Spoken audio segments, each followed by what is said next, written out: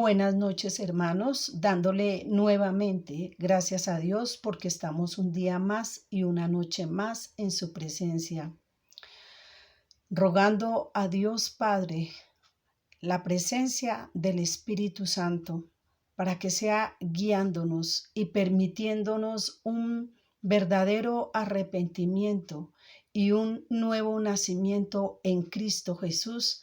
Te lo pedimos en el nombre de nuestro Señor Jesucristo, Dios Padre. Vamos a continuar, hermanos, con la verdadera iglesia de Dios, ya teniendo bien en claro que de antemano que ahora queda la fe, el amor y la esperanza, que el mayor de todos estos es el amor.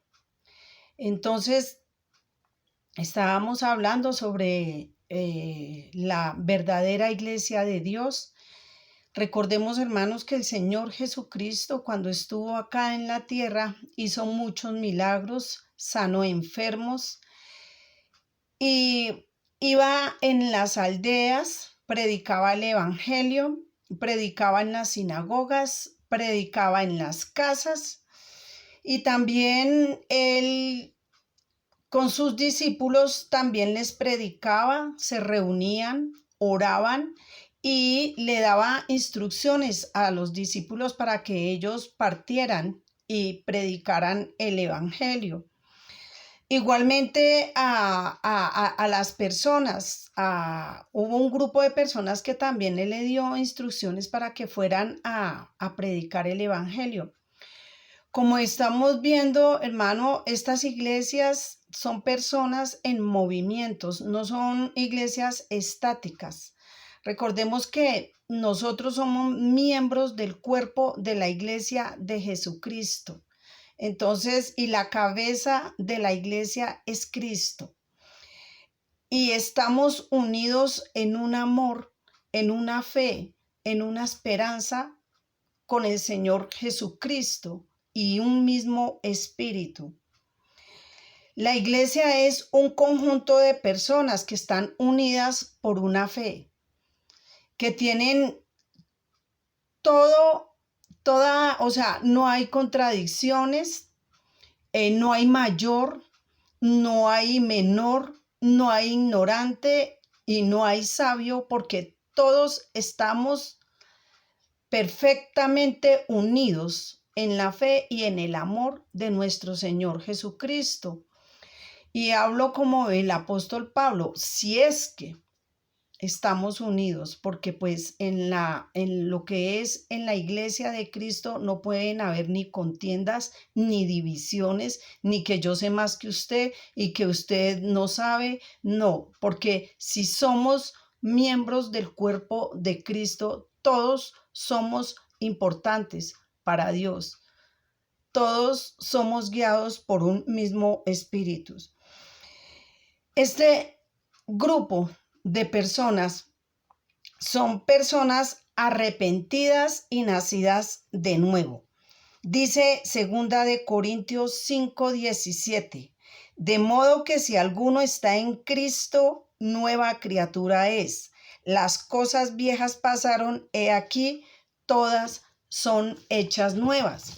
¿Cómo así que son hechas nuevas? Vamos a ir a Juan 1:12. Dice, voy a leerles el texto.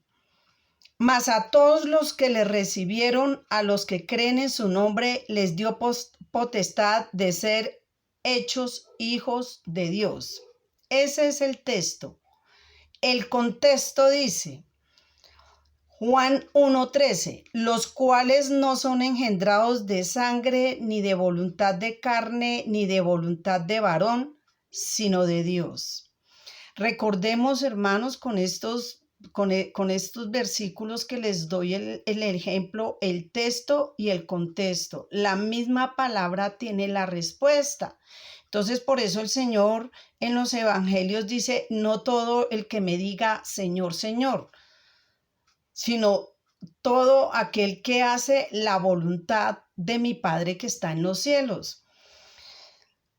Y el contexto aclara aquí que son aquellos que no son engendrados de carne, ni de sangre, ni de voluntad de hombre, sino de Dios. Aquí se refiere al nuevo nacimiento.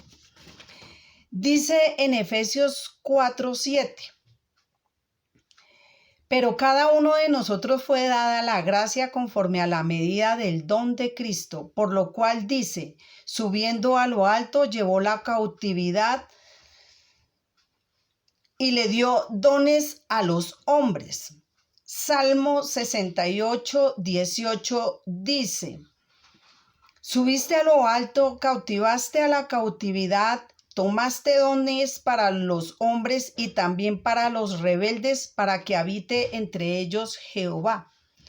Como vemos aquí en este versículo, dice que Él le dio también dones a los rebeldes.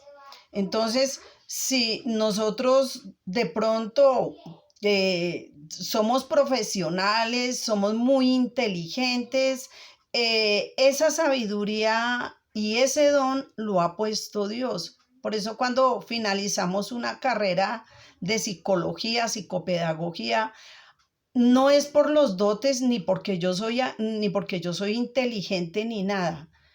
Fue un don que Dios me dio, crea o no crea en él, porque aquí este versículo lo sostiene. Diferente para los miembros del cuerpo del Señor Jesucristo, que es iglesia. Estos dones que el Señor nos da a nosotros es para que nosotros los pongamos a servicio del prójimo con todo nuestro amor e incondicionalmente. Dice Efesios 4:11, Él mismo constituyó a unos apóstoles y a otros profetas, evangelistas, pastores y maestros. Él mismo, o sea, el mismo Señor Jesucristo. Apóstoles, recordemos que son los 12 apóstoles que andaron con el Señor Jesucristo, que fueron testigos de su crucifixión y de su resurrección. Esos son los 12 apóstoles. Los profetas, los que también están escritos en la Biblia. El resto es para nosotros, que es evangelistas, pastores y maestros. ¿Por qué? Dice el Señor que Él mismo los constituyó. Recordemos que el Señor es el que pone en cada uno de nosotros el querer como el hacer. Sigue diciendo en Efesios 4:11-12, dice, a fin de perfeccionar a los santos, para que la obra del ministerio, para la edificación del cuerpo de Cristo, hasta que todos lleguemos a la unidad de la fe y del conocimiento del Hijo de Dios, a un varón perfecto, a la medida y a la estatura, a la plenitud de Cristo. Entonces, para eso Él mismo constituyó a unos apóstoles, a otros maestros, profetas, evangelistas, para así Él mismo unirnos en el amor, en la fe, en Cristo Jesús, para que lleguemos todos a la altura y a la estatura de nuestro Señor Jesucristo. Ahora dice en 1 Corintios 12:4, ahora bien, hay diversidades de dones, pero el Espíritu es el mismo. Hay palabra de sabiduría, de ciencia, de sanidad, de milagros, de profecías, de discernimiento de espíritus, de género de lenguas, que esto quiere decir idiomas, y de interpretación de idiomas, de lenguas. Primera de Corintios 14:1 dice, seguid el amor y procurad los dones espirituales, pero sobre todo que profetices. Primera de Corintios 14:3 dice, pero el que profetiza habla a los hombres para edificación, exhortación y edificación. Profetizar es hablar lo que está escrito en la palabra de Dios, no adivinarle el futuro a nadie. El que habla en lengua extraña, él mismo se edifica, pero el que profetiza edifica a la iglesia, o sea, a todos los miembros de la iglesia. Así que quisiera que todos vosotros hablareis en lenguas, pero más que profetices, porque mayor es el que profetiza que el que habla en lenguas, a no ser que el intérprete sea para edificación de la iglesia.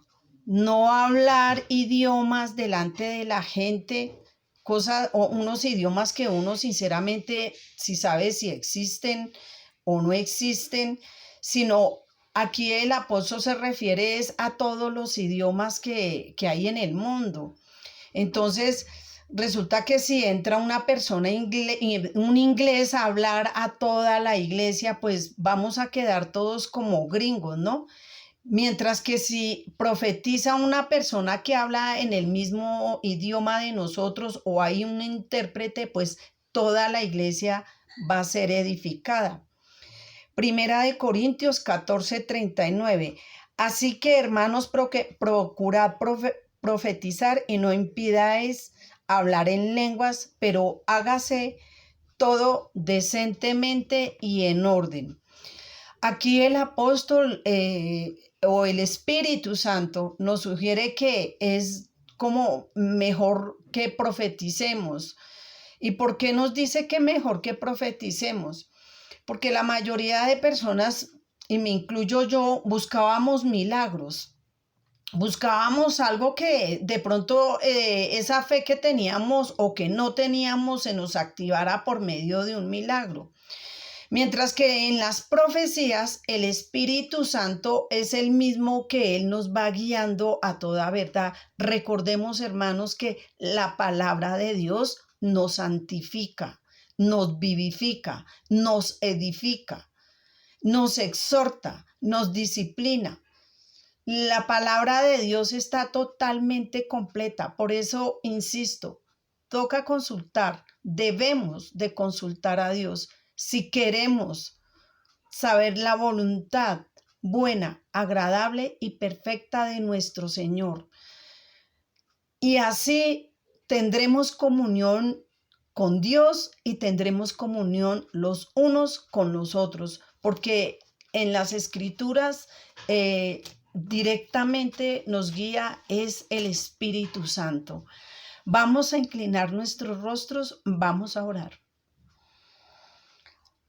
Padre Santo y bueno, te damos la gloria y te damos la honra. Grande y poderoso eres. Venimos delante de ti, Señor, pidiéndote perdón por cada uno de nuestros pecados, porque de una o de otra forma te fallamos. Y dándote nuevamente gracias por esta hermosa palabra, Señor.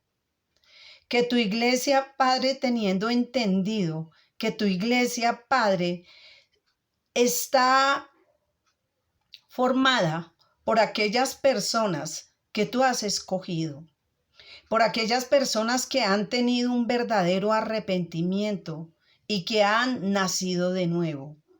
Que este nacimiento solo lo das tú, Señor. ¿Y cómo nos da este nuevo nacimiento? Haciendo tu voluntad, Padre. No haciendo las cosas de mala gana, ni por ganancia, sino haciendo todo por amor a ti y por amor al prójimo. Amar al prójimo es amarlo incondicionalmente, Señor. Amar al prójimo, Señor, es darle lo que es la comida espiritual completa, sin quitarle ni aumentarle, y no apoyándonos en nuestra propia opinión, ni apoyándonos en la opinión de otras personas, sino solamente lo que está escrito en tu santa y preciosa palabra, porque esa es tu voluntad. Gracias, Padre, por esta hermosa palabra, porque ya tenemos entendido cuál es la iglesia verdadera, que somos nosotros, que somos miembros del cuerpo del Señor Jesucristo. Somos esas iglesias andantes que vamos predicando el evangelio a toda criatura. Gracias, Padre, porque ya entendiendo esta nueva naturaleza tan hermosa que a ti te ha placido darnos con un nuevo nacimiento, te damos las gracias. Definitivamente quedamos sin palabras, Señor. Padre, te encomiendo a cada uno de mis hermanos de este grupo. Te pido, Padre, sabiduría, Señor, porque tu palabra lo dice, que el que esté falto de sabiduría, que la pida, que tú la das abundantemente y sin reproche. Y que sea el Espíritu Santo, Señor, guiándonos. Y que nosotros cuando vayamos a predicar tu evangelio, sea tu Espíritu Santo poniendo de nuevo en cada una de nuestras palabras. Te pedimos, Padre, en el nombre de tu Hijo Jesucristo, un corazón limpio y un espíritu nuevo. Te pedimos también, Padre, gracias, Señor, gracia para contigo y para con los hombres, para predicar tu evangelio, las buenas nuevas. Pido al Padre de la mies que envíe obreros a la mies, porque la mies es mucha, los obreros son muy pocos.